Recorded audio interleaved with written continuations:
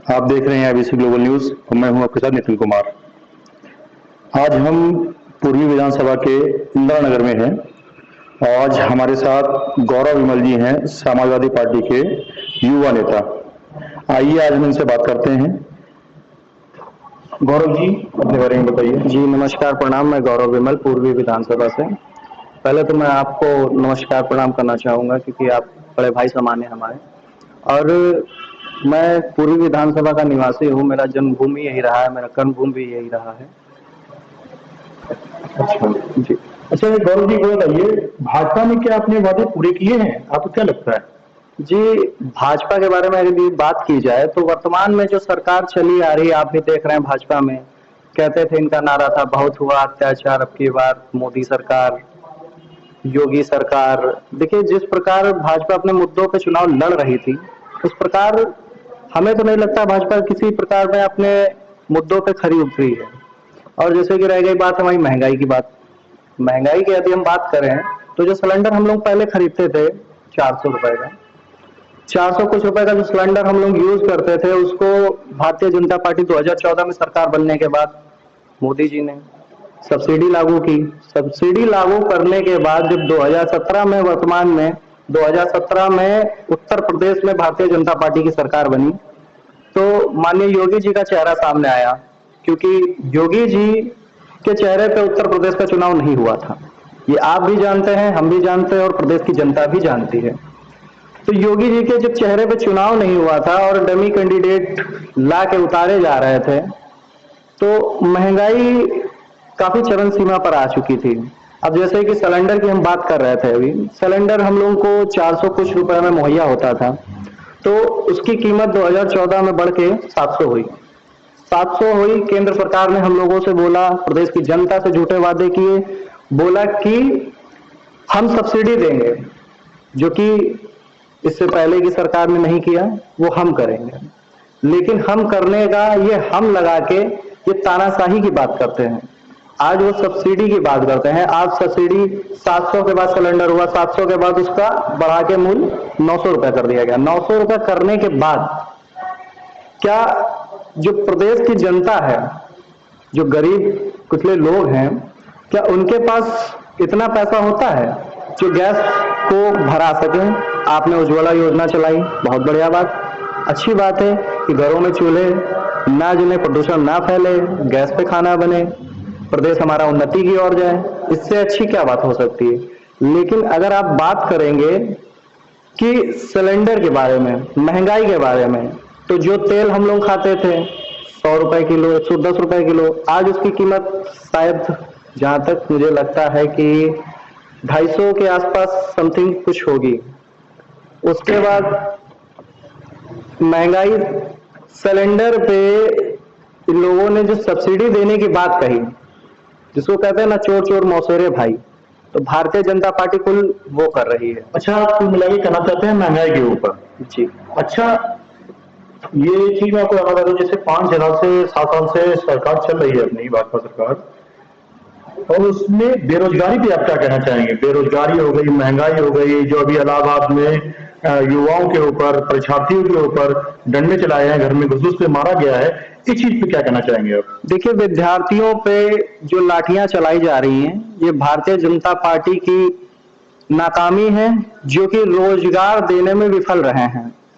अब रोजगार के मुद्दे में बात की जाए, इन लोगों ने न जाने कितना रुपया, करोड़ों रुपया यूपी निवेश में इन्होंने इन्वेस्ट कर दिया। आप मुझे बता दीजिए कौन सी फैक्ट्री लगी भाई? उत्तर प्रदेश के अंदर कौन सी फैक्ट्री आपने लगा दी? आप मुझे बताइए।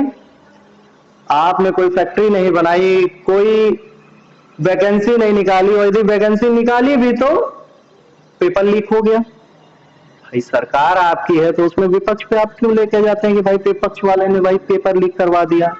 सरकार आपकी है, पुलिस आपकी है, सब कुछ आपका है, तो आप अपने ऊपर लीजिए, आप अपने ऊपर लेके देखिए कि हम क्या करना चाहते हैं। आप वैकेंसियां निकालिए, रोजगार दीजिए। और रोजगार ना होने के कारण, रोजगार यदि प्रदेश में ना होने के कारण लोग क्या करते हैं, जिसको हम लोग कहते हैं, हम लोगों की गांव की भाषा में जैसे कहा जाता था कि खाली दिमाग शैतान का घर कहा जाता था। आप लोग भी सुने होंगे और आपने भी बहुत अच्छे से सुना होगा तो बड़े बुजुर्ग ये कहते थे, और ये फैक्ट है, यदि हमारे पास कोई रोजगार नहीं है तो हम दुनिया के फालतू काम सोचेंगे, और यदि मेरे पास रोजगार है तो हम रोजगार और खाने पीने परिवार पालने की बात करेंगे। अब रोजगार की जैसे बात करते हैं हम, तो कोविड में देख लीजिए, कोविड में यदि प्राइवेट संगठन ना होते, जिसको हम लोग एनजीओ के नाम से जान रहे हैं जी, यदि एनजीओ ना होते तो क्या आपको लगता है कि भारतीय जनता पार्टी अपनी ये सरकार की निकम्मी कारस्तानियां छिपा सकती थी? गरीब मजदूर बेचारे जो कोई दिल्ली, हरियाणा, कोलकाता, बिहार न जाने कहां कहां से भाग के पैदल चले आ रहे थे, आज देख लीजिए उत्तर प्रदेश के अंदर चुनाव है, चुनाव का माहौल है, गर्मा गर्मी मची हुई है, चाहे वो पूर्वांचल का चुनाव रहा हो, चाहे पश्चिम में रहा हो, चाहे उत्तर में हो, चाहे दक्षिण में हो।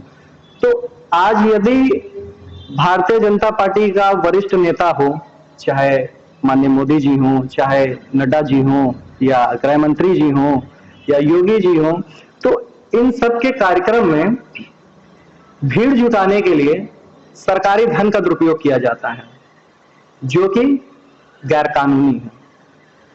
आप सरकारी बसें लगा दे रहे हैं अपनी रैली में भर के लाने के लिए लोगों को, बेचारी पब्लिक क्या करे, पब्लिक कहां जाए?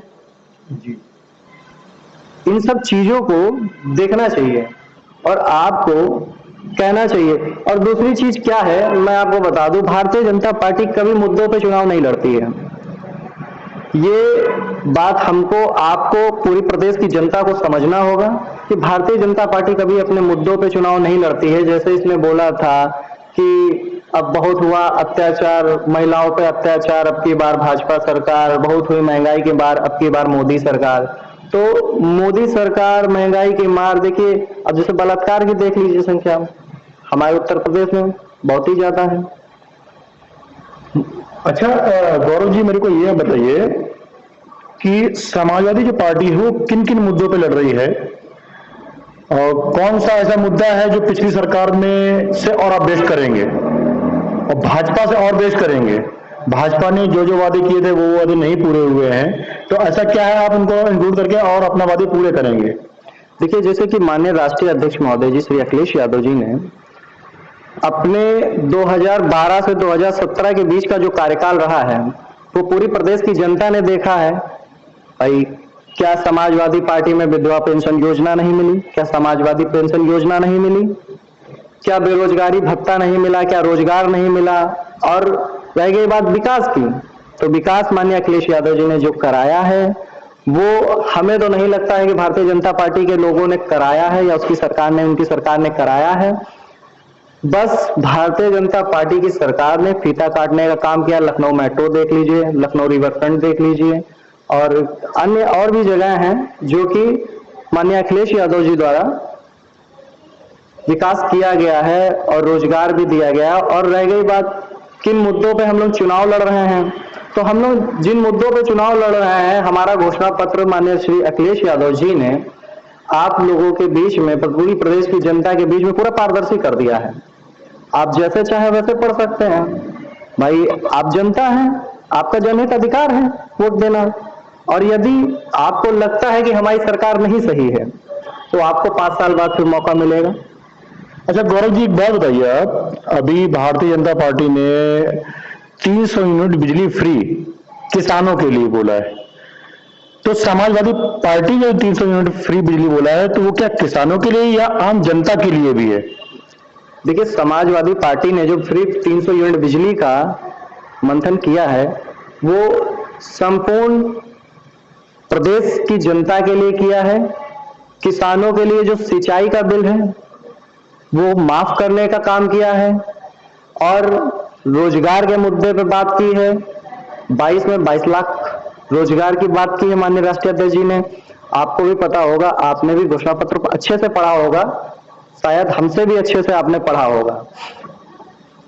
अच्छा गौरव जी, एक चीज मुझे और बताइए, जैसे कि अभी चुनाव चल रहा है, चुनाव के बाद जो भी पार्टी आएगी, तो जो भी बेरोजगार लोग हैं तो उनके लिए क्या आप लोगों का प्लान है कि आगे क्या उनके लिए करना है, कैसे वैकेंसी लानी है, कितनी मल्टीनेशनल कंपनी को हमें अपने यूपी में लाना है, कितनी फैक्ट्री लगवानी है? जो लोग बेरोजगार घूम रहे हैं उनके लिए आपके लिए कोई प्लानिंग है? आपने कोई प्लानिंग किया है? आपकी पार्टी को प्लानिंग किया है? जी, जैसा कि आप हमसे बोल रहे हैं कि प्लानिंग करने के बाद, देखिए प्लानिंग करने के बाद देखिए कहते हैं आप यूपी निवेश की जैसे बात करते थे, तो आप यूपी में जब निवेश करेंगे, आप इंडस्ट्रीज एरिया बनाएंगे, तो इंडस्ट्रीज एरिया में ये होता है कि भाई कितने घर के चूल्हे जलते हैं।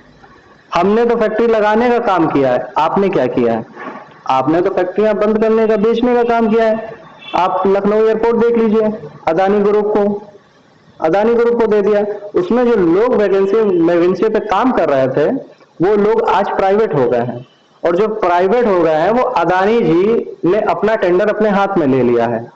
तो जब अपना टेंडर अपने हाथ में ले लेंगे तो उनकी रिस्पॉन्सिबिलिटी बढ़ जाती है, एक तो सुरक्षा को लेके। दूसरी चीज क्या है कि ये लोग जो है अपना देखते हैं कि कोई हाई लेवल का लाए हम, जैसे आप लोकल हैं लखनऊ के, तो लखनऊ एयरपोर्ट में आपके लिए जॉब मिलना शायद बहुत मुश्किल हो जाएगा। फिर मान लीजिए आप भी पत्रकारिता कर रहे हैं और मान लीजिए आपको भी आवश्यकता पड़े जॉब की, क्योंकि पत्रकारिता जगत इतना वो नहीं है कि इतना पैसा कमा सके, बस आप लोग हम लोगों के बीच में सच्चाई दिखाने के लिए रहते हैं। तो समाज सेवा आप भी करते हैं और हम भी कर रहे हैं, और मान लीजिए अभी आपको जो है रोजगार की आवश्यकता पड़ जाए और किसी कारण आपकी एयरपोर्ट में जॉब लग रही हो और आपसे जो है बोला जाए कि आप लोकल हैं, हम आपको नहीं ले सकते, आई एम सॉरी बोल के रिजेक्ट कर दिया जाए, तो ये सब चीजें गलत हैं। जो प्राइवेट हम लोग कर रहे हैं, ये प्राइवेट रेलवे को भी प्राइवेट करने में ये लोग लगे हुए हैं, कितने बैंक इन लोगों को प्राइवेट कर दिए हैं। तो प्रदेश को और देश को इस भारतीय जनता पार्टी की सरकार से बचाना है, बस मैं इतना ही। अच्छा गौरव जी, अपनी पूर्वी विधानसभा के बारे में आप क्या कहना चाहेंगे? देखिए, पूर्वी विधानसभा हमारी कर्मभूमि रही है और मेरा जन्म भी 1998 में यही हुआ। तब ये विधानसभा महोना हुआ करती थी, 2007 में भी महोना हुआ करती थी, 2012 में पूर्वी विधानसभा हो गई। तो हमारे यहाँ से पूर्वी विधानसभा क्या, भारतीय जनता पार्टी अपनी बकौती समझती है। बकौती समझने का मतलब, पहले 2012 में हमारे वहां कैंडिडेट आए कलराज मिश्रा, कोई लोकल नहीं थे भाई क्षेत्र की जनता का एमएलए विधायक तो क्षेत्र के बीच का होना चाहिए, जो क्षेत्र की समस्याओं को जान सके, क्षेत्र के लोगों को जान सके। लेकिन हम लोगों के बीच में कोई ऐसा कैंडिडेट नहीं लाती है भारतीय जनता पार्टी।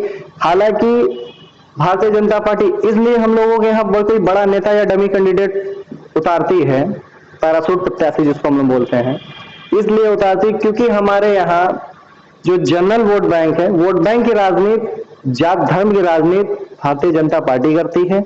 और जातिगत की बात अगर करें तो हमारी विधानसभा में जनरल वोट ज्यादा है, इसीलिए भारतीय जनता पार्टी हमेशा बड़ा चेहरा लेके आती है बाहर से, जो कि विधानसभा के नहीं होते हैं। अब जैसे कि कलराज मिश्रा जी चुनाव लड़े यहाँ से, 2014 में लोकसभा चुनाव हुआ, बलिया से चुनाव लड़े, जीत गए, चले गए बलिया, सीट खाली हो गई, माननीय टंडन जी ने अपने सुपुत्र जी को दिलवा दिया। आशुतोष टंडन जी हमारे क्षेत्र के विधायक हैं, और आशुतोष टंडन जी इस क्षेत्र के विधायक हैं। और मैंने 2014 से शायद अभी एक हफ्ता पहले उनका पहली बार चेहरा देखा था। इन्होंने रोड शो किया, अपना जनसंपर्क कर रहे थे, तो वहां पे नारे लग रहे थे, वंदे मातरम जय श्री राम जी। वंदे मातरम जय श्री राम का क्या मतलब है? आप भगवान के नाम पे वोट मांग रहे हैं, आपके अपने काम नहीं है कोई? यदि अपने काम है तो हमें गिनाइए कि आपने काम किया है प्रदेश की जनता के लिए जी। तो अगर आपने काम किया होता तो आपको ऐसे जय श्री राम, वंदे मातरम, जय श्री राम के नारे लगा के वोट नहीं मांगना चाहिए। और यदि भगवान के नाम पे आप राजनीति कर रहे हैं और मैं कह दूं कि मैं भारतीय जनता पार्टी का विरोधी हूं, मैं समाजवादी पार्टी का नेता हूं, तो कल ही मेरे ऊपर कहिए गैंगस्टर लग जाए, कहिए मेरे ऊपर देशद्रोह लग जाए, राजद्रोह लग जाए। भारतीय जनता पार्टी इन सब कामों में, राजनीति भारतीय जनता पार्टी के अंतर नहीं है। भारतीय जनता पार्टी ने यदि कुछ किया है तो सिर्फ कूटनीति की है। यदि मैंने भारतीय जनता पार्टी के खिलाफ बोला तो वो भी मुझे देशद्रोही बता सकते हैं। चलिए, बहुत बहुत धन्यवाद गौरव जी आपका, अपना कीमती समय देने के लिए बहुत बहुत धन्यवाद। आप देख रहे थे एबीसी केबल न्यूज। नमस्कार। कैमरामैन कुलदीप गौतम के साथ नितिन कुमार।